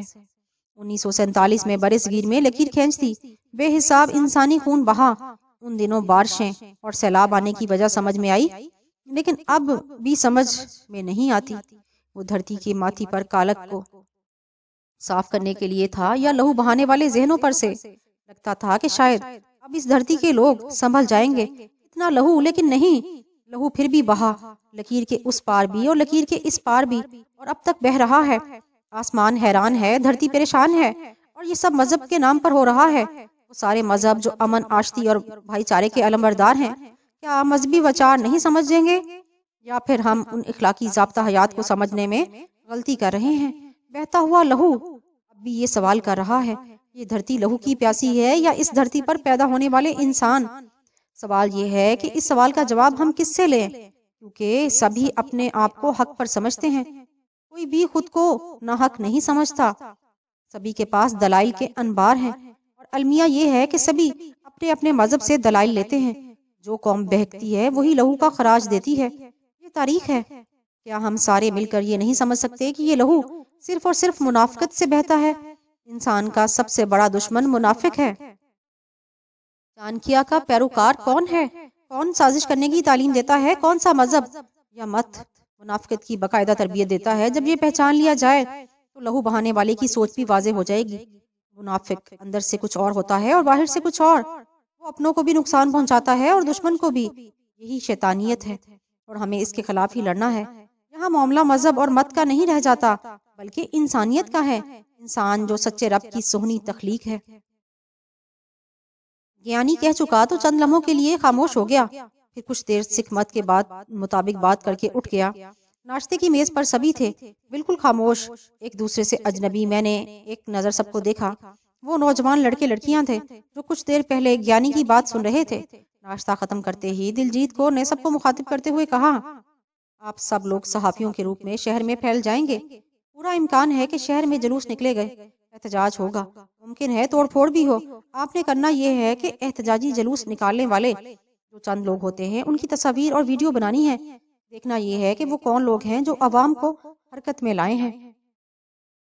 ظاہر ہے ان میں پولیس کے علاوہ خفیہ کے لوگ بھی ہوں گے، وہ بھی تو ٹریپ کرنے کے چکر میں ہوں گے۔ ان میں موجود ایک لڑکے نے کہا جو کافی صحت مند تھا، ہو سکتا ہے وہ خفیہ والے ہی جلوس نکلوائیں، یہی تو دیکھنا ہے، اور میرے خیال میں ہر صحافی کو چیک نہیں کیا جائے گا کہ وہ آپ لوگوں کو ٹریپ کر لیں، کیونکہ آپ لوگوں کا ابھی تک کوئی ریکارڈ کہیں پر نہیں۔ یہ کہہ کر اس نے ایک جانب دیکھا اور پوچھا، کوئی سوال؟ دل کے پوچھنے پر کسی نے کوئی بات نہیں کی تو اس نے سب کو جانے کا اشارہ کیا۔ سب جا چکے تو میری طرف دیکھ کر بولی، آؤ تمہیں جالندھر شہر کی سیر کروا کر لاؤں۔ چلو، میں نے کندھے اچکاتے ہوئے کہا، اور میں اس کے ساتھ اٹھ گیا۔ ہم پورچ میں آئے تو ایک سفید رنگ کی کار وہاں کھڑی تھی، بلا شبہ رات والی کار کہیں ٹھکانے لگا دی گئی ہوگی۔ ہم اس کار میں بیٹھے اور چل دیے۔ ڈرائیونگ دلجیت ہی کر رہی تھی۔ مین سڑک پر آ کر بولی، جمال، رات سے فقط پولیس ہی نہیں، خفیہ والے پوری شدت سے قاتل کو تلاش کر رہے ہیں۔ انہوں نے کئی جگہوں پر چھاپا مارا ہے، اس سے کوئی آئیڈیا ہو گیا ہے کہ ان کے دشمن کون ہو سکتے ہیں۔ رات پھر سے مدن لال خود سب کاروائی دیکھ رہا ہے، اس کے اپنے بندے بھی پھیل چکے ہیں، تو سیکیورٹی ہائی الرٹ ہے۔ میں نے دھیمے لہجے میں کہا، وہ تو ہے، لیکن اس ہائی الرٹ میں ہم نے ایک بندہ پار کرنا ہے جو اس وقت پارکنگ میں جاگنگ کر رہا ہے۔ کون ہے وہ؟ میرے منہ سے بے ساختہ نکلا، مدن لال کا سیاسی حریف سردار نہال سنگھ۔ اب یہ مت کرنا کہ وہ بیچارہ کیوں مارا جائے گا، وہ بیچارہ نہیں ہے، یہ سکھ قوم کا وہ ناسور ہے جس نے سکھوں کی جوان نسل کو مروایا۔ آخری لفظ کہتے ہوئے اس کے لہجے میں نفرت بھر آئی تھی۔ میں خاموش رہا۔ اس وقت مجھے عجیب سا محسوس ہوا کہ میں ایسے بندوں کو کیوں ماروں جس کا مجھ سے براہ راست کوئی لینا دینا نہیں۔ میں یہی سوچ رہا تھا کہ وہ بولی، اور پتہ ہے کہ وہ بندہ ہے جو پاکستانی پنجاب میں راہ کی دہشت گرد کاروائیوں میں سلاح کار ہے۔ جو لوگ پلاننگ کرتے ہیں یہ ان میں سے ایک ہے۔ پھر تو اسے اغوا کر کے میں نے کچھ کہنا چاہا تو وہ بولی ایسا بھی ہوگا آگ لگ جائے تو جنگل کے بندر اپنے ٹھکانے چھوڑتے ہیں، ان میں طرح طرح کے جانور ہوتے ہیں، میں بتاؤں گی کہ وہ کون ہے جسے اغوا کر کے تم اپنا مقصد حاصل کر سکتے ہو، لیکن ابھی وہ چھپا ہوا ہے، میں بعد میں بتاتی ہوں تفصیل سے۔ اوکے، میں نے کہا اور ارد گرد دیکھنے لگا۔ اس وقت گاڑی شہر کے طویل پل پر سے گزر رہی تھی۔ کافی جدید روپ لے لیا تھا جلندر شہر نے۔ میں نے اپنا پسٹل دیکھا، میگزین نکال کر پھر لگایا اور سامنے دیکھنے لگا۔ کچھ دیر بعد وہ لڑکیوں کے کالج کے سامنے سے گزری، پھر آگے ایک پارک آ گیا۔ وہ دیکھو سامنے سفید رنگ کی ماروتی، وہ چھوٹی گاڑی جس کے ساتھ سیاہ گاڑی کھڑی ہے۔ ہاں، اس میں ایک گارڈ بھی بیٹھا ہوا ہے، میں نے غور سے دیکھتے ہوئے کہا۔ ایک گارڈ کے ساتھ بھی ہے؟ جیسے ہی پارک کے گیٹ سے باہر نکلنے والا ہوگا اسے شوٹ کر دینا، ہم یہاں باہر ہیں، اس طرح ہمیں یہاں سے نکلنے میں آسانی ہوگی۔ اس نے پلان بتایا۔ میں گیٹ کی طرف دیکھنے لگا۔ دلجیت نے اپنی رسٹ واچ دیکھی اور قدرے بے چین ہو گئی، پھر اچانک بولی وہ دیکھو، سبز اور نیلے رنگ کے ٹریک سوٹ میں جس نے سیاہ پگڑی پہنی ہوئی ہے، وہ تیزی سے آ رہا تھا۔ میں نے اس کا نشانہ لیا اور فائر کر دیا۔ گولی اس کے سینے پر لگی، وہ وہیں سینہ پکڑ کر بیٹھ گیا۔ تب تک دلجیت کار کو گیئر لگا چکی تھی، پھر انتہائی تیز رفتاری سے ڈرائیونگ کرتی ہوئی لمحہ بلمحہ دور چلتی گئی۔ کچھ فاصلہ طے کرنے کے بعد اس نے کار ایک شاپنگ سینٹر کے سامنے روکی اور مجھے اترنے کا کہہ کر ایک دوسری جانب بڑھی، جس میں پہلے ہی 2 لڑکیاں بیٹھی تھیں۔ یہ وہی تھیں جنہیں میں نے ناشتے کی میز پر دیکھا تھا۔ واپسی پر بنگلہ دور تھا یا دلجیت ہی کسی لمبے راستے سے لے کر آئی تھی؟ واپس آتے ہی کافی وقت لگ گیا۔ اس وقت میں اور دلجیت ایک چھوٹے سے کمرے میں تھے۔ اس کے سامنے ایک لیپ ٹاپ تھا۔ دلجیت تصویریں نکال کر دیکھتی رہی، پھر ایک بلیک اینڈ وائٹ تصویر کی طرف اشارہ کر کے بولی پہچانو ان میں وہ بندہ کون ہے جسے ابھی شوٹ کیا ہے؟ میں غور سے دیکھتا رہا، پھر ایک بندے پر انگلی رکھتے ہوئے کہا مجھے تو یہ لگتا ہے بالکل یہی ہے، اور یہ 6 بندے بیٹھے ہوئے ہیں، ان میں سے 3 ختم ہو گئے ہیں اور چوتھا آج ختم ہو گیا ہے، باقی 2 رہ گئے جو یہاں نہیں رہتے، ان میں سے ایک یہ والا روندر سنگھ، تمہارے دوست جسپال کا دشمن، اور ان دونوں کی تازہ تصویریں بھی دکھاتی ہوں۔ یہ کہہ کر اس نے یکے بعد دیگرے 2 تصویریں دکھائیں، ان میں 2 بوڑھے تھے، یہ ہیں وہ دونوں۔ ان سب کا آپس میں کیا تعلق ہے؟ میں نے پوچھا۔ یہ سارے راہ کے لیے کام کرتے ہیں اور یہ مغربی پنجاب میں کارروائیاں کرنے میں ماہر سمجھے جاتے ہیں۔ ان کی جگہ اب مدن لال گروپ لے رہا تھا۔ اب ان دونوں گروپس کی آپس میں لگ جائے گی، اور یہ روندر سنگھ کے لیے ایک اشارہ ہے کہ جسپال نے جو کچھ بھی کیا ہے وہ جسپال کا کام نہیں، انہی کا کام ہے۔ تم جسپال کے بارے میں جانتی ہو؟ میں نے تشویش سے پوچھا۔ سب کچھ؟ جب بھارت آیا تب سے اس پر نگاہ ہے، اب اس سے بہت سارا کام لینا ہے۔ کیسا کام؟ میں نے تیزی سے پوچھا۔ یہ تو اوپر والے ہی جانے، اس کے مسکراتے ہوئے کہا، پھر تحمل سے بولی ابھی صرف اس کو بچانا ہے، بات کی پلاننگ کیا ہے وہ ابھی طے نہیں ہے۔ اس کا لہجہ عام سا تھا، مگر میں سوچ میں پڑ گیا کہ وہ کون لوگ ہیں اور جسپال کے بارے میں اتنی گہرائی سے جاننے والے یہ کس قدر اہمیت رکھتے ہیں۔ یہ لوگ تو جسپال کو بلیک میل بھی کر سکتے ہیں، یہ کہیں ایسا نہ ہو کہ آسمان سے گرا اور کھجور میں اٹکا۔ میں ایک دم حیران ہو کر یہ سب سوچنے لگا۔